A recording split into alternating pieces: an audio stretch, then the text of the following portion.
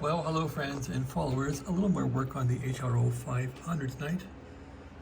So this section here, of course, is the HF oscillator, but here is the scanning detector. So this part here will detect if the radio is scanning because it isn't locked.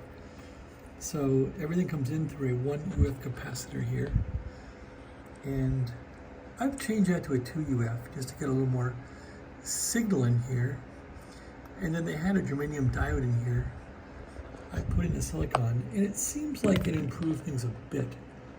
So the whole thing is, when I have something that is locked and I still can't hear it because this thinks the radio is still scanning and it's not scanning anymore, then that has to get corrected, and it's closer now. So case in point,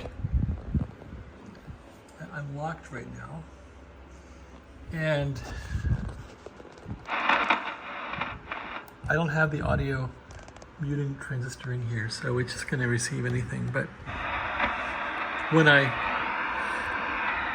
lock the synthesizer now, you'll see the light will come on, but yet I'm still locked pretty good. So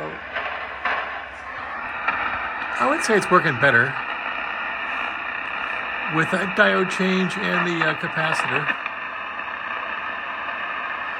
It's still not perfect, but it's better than it was.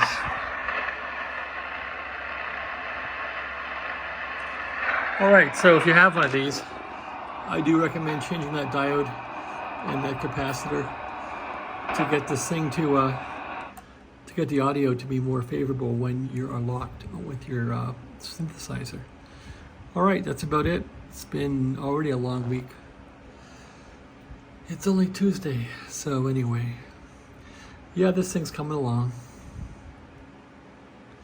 I'm pretty happy now. At least I can use it without it always unlocking, so that's great progress. I still gotta get bands 1 and 2 working, and I guess band 3 doesn't work either anymore.